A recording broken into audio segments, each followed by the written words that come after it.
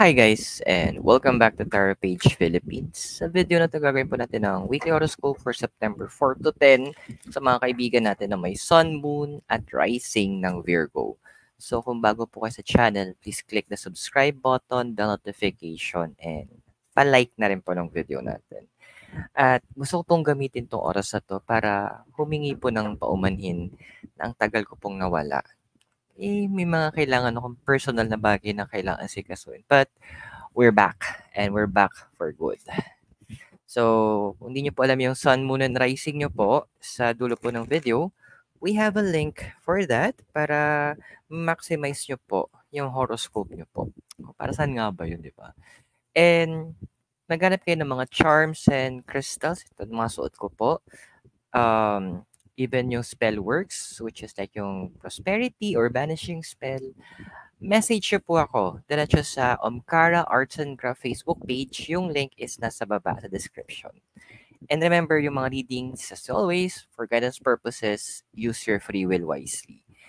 Ayan. So, binago natin ng konti ang ating reading. We'll be doing Celtic Cross instead. So, sa mga nabasahan ko na po ng Celtic Cross, may idea na kayo kung paano magiging takbo.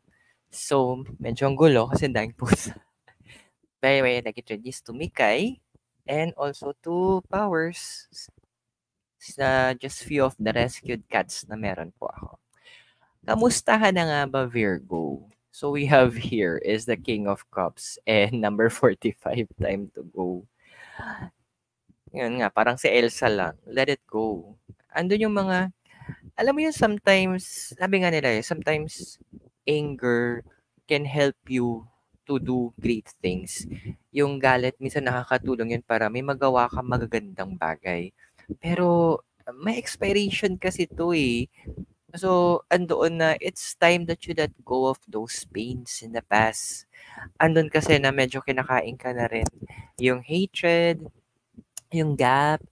Actually, hindi naman silang nahihirapan eh. Ikaw yung nahihirapan kasi binibit-bit mo to all this time. Excess baggage ito.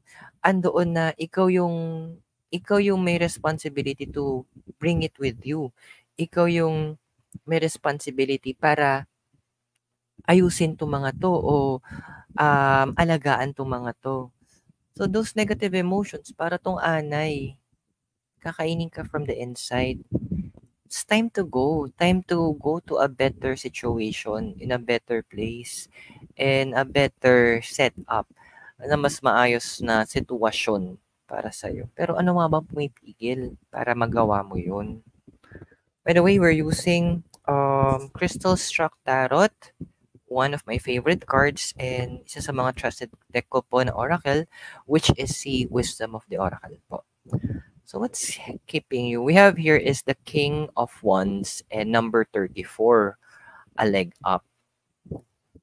Alam mo kung kailangan mo ng help, huwag kang matakot magsabi. Huwag mong i-gaslight yung sarili mo. Hindi, kaya ko to, okay lang ako. I'll be fine, I'll be good. Pero kung yung totoo naman nahihirapan ka, it's time naman. Speak up.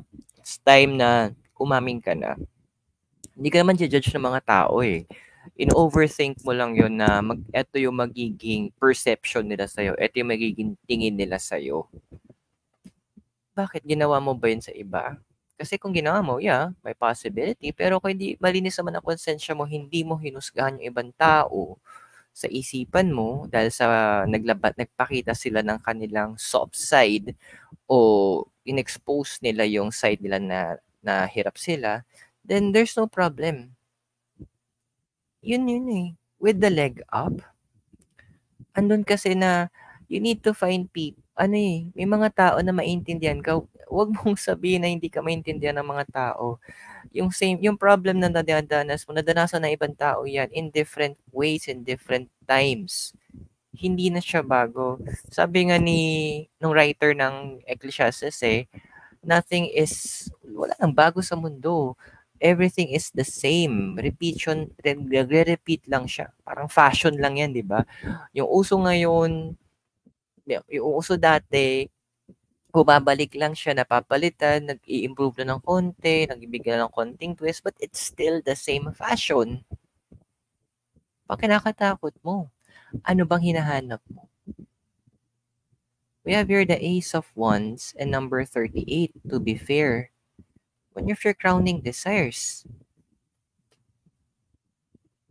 Natatakot ka na kapag ginawa mo, pinurso mo yung gusto mo, yung family mo, ito yung masasabi na, bagay kasi ilang beses ko naman hinusgahan ng family mo nun eh.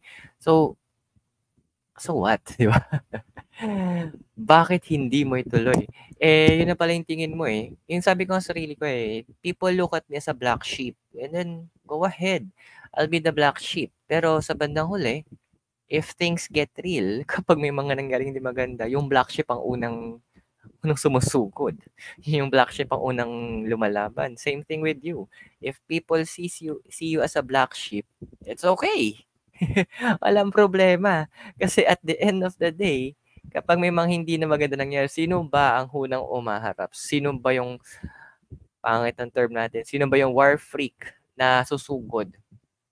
Diba tayo din? Diba ikaw din yung Virgo? Ikaw din yung magpapakita ng pangil mo, maglalabas ng mga kuko mo na parang pusa para i-defend mo yung mga tao importante sa'yo. Gusto mo lang naman kasi, ganun din sila sa'yo. Gusto mo sana na parang they could treat you fairly. Eh, paano nga kung hindi ka nanghihingi ng tulong sa iba? Paano kung hindi ka nagsasalita? Ano ba kasing foundation mo ngayon? So we have here is the 9 of Pentacles and 42 Chopwood. Well, sabi nga nila, consistency is the key. If you're consistent with what you're doing, fine, hindi mo mararanasan yung problema or andoon yung hindi mo dadaanan or ma-achieve mo yung gusto mo. Kasi sometimes, iba, if you're going to be consistent, well, sa una, pwedeng sumablay, pangalawa, sablay, pero tututo ka eh. Just look at na lang sa mga na yung mga, may nakita ko yung parang Niagara Falls, consistent yung falls doon. What happened? Umuurong siya. Nagkakaroon ng improvement. Hindi man nakikita right now, but eventually there will be. Diba parang game lang yan eh. It's just like riding a bike. Sa una, hindi mo magawa, ayan, nadulas ka, andyan na bumagsak ka. But eventually, you'll get the hang of it. Habang tumatagal, ay, ganito pala dapat. Hindi pala ako dapat pala ganito mag-balance. Ganito pala dapat yung padjak. Ganito pala dapat yung posisyon ng katawan ko. So, yun yung pinapaalala sa'yo ng universe na foundation mo. You need to be consistent. Ano ba nangyari sa recent past mo kasi? Nagkaganyan ka. Four of Swords, tsaka Round and Round, number 25. Kapatid, sometimes results will not show immediately. Hindi sa lahat ng oras. Hindi naman kasi biglaan na, poof, it became Coco Crunch na lang siyang bigla. No, sometimes it takes time. It takes patience. Pasensya. And minsan para lumabas yung results na yun, kailangan mo talaga ng tulong. Parang with the Round and Round, nakikita ko dito, tsaka yung Four of Swords, ando na kailangan mo ng input ng ibang tao, advice ng ibang tao, point of view ng ibang tao, para mas makita mo ng buo yung sitwasyon, para mas alam mo kung paano mo ito didiskartehan, kung paano mo ito aatakehin, kung paano mo bibigyan ng ng balito. People are around you. May mga tao na naghihintay lang na magsalita ka, humingi ka ng tulong, and they'll be willing to help you. Actions kasi madalas na may misinterpret. Sabi nga nun, di ba, yung isang lumang kanta, actions speaks, an action could speak 1,000 words. But a word, walang kung saan marinig yun, but the word could provide you the direct meaning. Ano ba yung gusto mong sabihin? Ano ba talaga yung gusto mong pahiwatig? Kapatid, magsalita ka na. Because once you do that, this is your possible immediate future na ikaw. So we have here the strength and the number 9, which is Treasure Island. Sometimes you need to get out of your comfort zone. Kasi kailangan mo mabas doon sa comfort zone mo para makita mo na meron pa palang treasures. You will not find, yes, sabihin natin, may mga nahanap kang treasures kung nasan ka.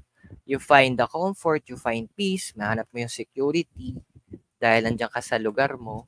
Pero if you want growth, gusto mo talagang mag-expand, lumago, andoon yung point na kailangan mong i-challenge na yung sarili mong lumabas kung nasaan ka. Yan nakakatakot sa una kasi normal yon, hindi yan abnormal. Kasi kung wala kang takot, hindi ka tao. Normal ang matakot. That's a valid emotions yan. It's okay. Pero as you go out, andoon na sa una mahirap, sa una masakit. But kung dadalasan mo, magiging consistent ka, boom, makikita mo yung results. It's just like going to the gym. Sa una talaga, good luck. Gusto ko tuloy bumalik ng gym. Good luck talaga. Ang sakit sa katawan. Sa first week, ganyan, and second week. But coming third week, parang hahanap-hanapin mo na. Magiging part na siya ng routine mo. Ikaw na mismo, unti-unti, ay, parang kulang na tong bigat ko. Dadagdagan ko na 5 pounds. Dagdagan ko ng 10 pounds. You will build the strength. You will build your mask. You will build the blessings. Yun yung gustong gawin ng universe sa'yo. Tingnan natin ano ba nangyari sa emotional environment mo. So we have here 51 Milk and Honey, tsaka The Chariot. So ano ngayon? Kung wala yung mga tao sa paligid mo, ano ngayon kung busy-busy yan sila? Lahat naman tayo may ginagawa, lahat naman tayo busy, di ba? But there are those few people around you, may mga mangilan-ngilan na sa paligid mo. Kapag nagsabi ka, mga hindi mag-aatubili to. Hindi sila magdadalawang isip na saluhin ka. Hindi sila magdadalawang isip na suportahan ka. Hindi sila magdadalawang isip na iabot yung kamay sa'yo para, hey, eto na, Virgo, abutin mo. Hilain kita paakyat. Tulungan kita makabangon. Tulungan kita makatayo. Anda, meron mga ganun pa rin. Sa mundo na madilim na to, na iniikutan natin, may liwanag pa rin na pwede mo matanglawan. Ano ba yung physical environment mo ngayon? We have here the 4 of Cups and number 48, boys. Yun na nga, medyo redundant na siya. Sometimes people will not show support. They will only show your support kapag una nakita nila yung ginagawa mo will benefit them. Pangalawa, they will also they will magpapakita sila ng suporta sa'yo kapag nakita rin na kapag andoon na ikaw mismo humingi ka ng tulong sa kanila.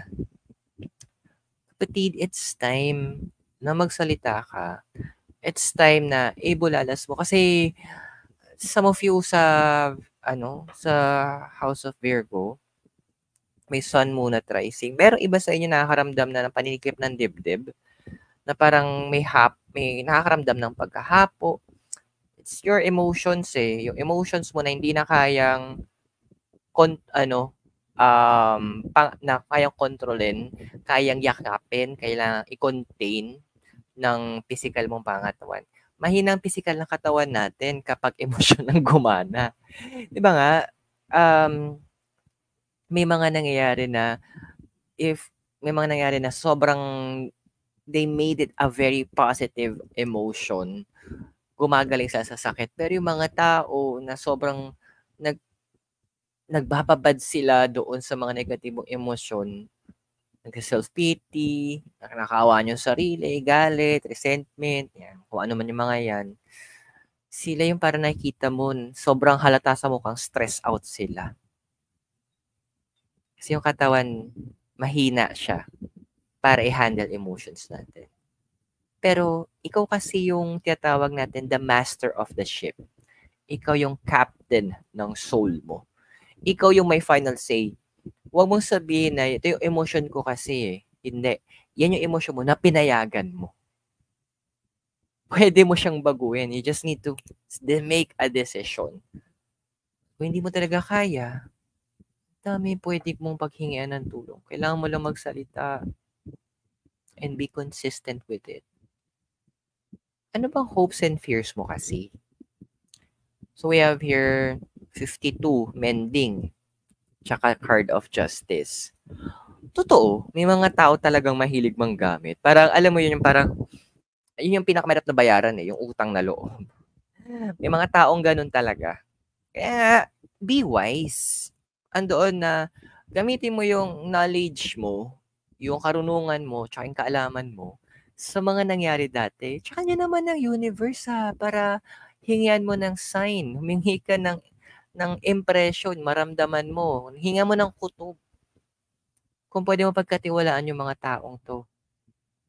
Kapatid, it's time that you allow yourself, oras sa hanap, bigyan mo ng chance yung sarili mo na magkaroon ng tao na pwede mo matakbuhan. We all need at least one person na pwede nating mapagsabihan ng nararamdaman natin. Na pwede tayong magpakatotoo, yung maging mahina tayo sa paningin nila nang hindi tayo hinuhusgahan. Meron pa din sa paligid mo. Masyado ka nakafocus doon sa pag-iisip na wala. Yung tipong kapag nagbumukmok ka, di ba nakayuko, hindi natin nakikita na meron palang gusto mag-comfort sa atin. Time to, angat mo yung ulo mo. Look around you. Meron yan. Because love is still all around you. Love is still all around us. Kailangan mo lang makita. Tingnan natin yung possible immediate future mo. Meron tayong Knight of Swords, tsaka number 1, the card of the Yang. Alam mo, once na natutunan mong ipakita yung soft side mo, ipakita mo yung side mo na nahihiyo. Ito ka na mahina, ito ka na nadadapa, na marupok. Yun yung magkakos ng strength. Kasi hinarap mo siya eh. Yun yung magbibigay sa'yo ng dagdag na lakas. Dagdag na kapangyarihan para lumaban. Kasi hinarap mo. Your strength is already your strength. Pero may malaking room for improvement doon sa mga weaknesses mo. Turn those weaknesses into your strength. Bakit ka ba naging mahina doon? Bakit ka ba nagkamali doon? Bakit ka ba naging bumagsak doon? Bakit ka ba natalo sa parteng yon? Kunin mo yung karunungan na yon. Doon mo simulan paano mo aayusin yung sarili mo. Virgo, support is around you na gustong ibigay ng universe. Tanong, tatanggapin mo ba? At sa pantanong, mas malaking tanong dito, hihingiin mo ba? Kasi hindi ipipilit ng universe ang kanyang pagpapala, ang kanyang tulong sa'yo hanggat wala mo ring pahintulot. Free will. You decide right now, Virgo. At naway nakatulong po ang readings natin sa'yo. At tandaan yung mga naging readings natin. They are for guidance purposes. May free will tayo. So, use them wisely. And kung bago kayo sa channel, please click the subscribe button, bell notification, and give this video a like. Kung nais nyo pong suporta na mas lalo pong lumago ang ating channel, you can click po yung join button sa baba. And again, for charms, crystals, tulad mga to, and spellworks, tulad ng prosperity or banishing, message nyo po ako. Omkara Arts and Craft Facebook page. Yung link is nasa baba sa description ng video natin. So Virgo, maraming salamat sa iyo. God bless, namaste, Hare Krishna, and blessed be. At naway, Magkita kita tayo very soon. At mula kay Mikay na natutulog at kay Powers na bumaba para kumain, always be safe. And sana magkita tayo very soon and goodbye for now.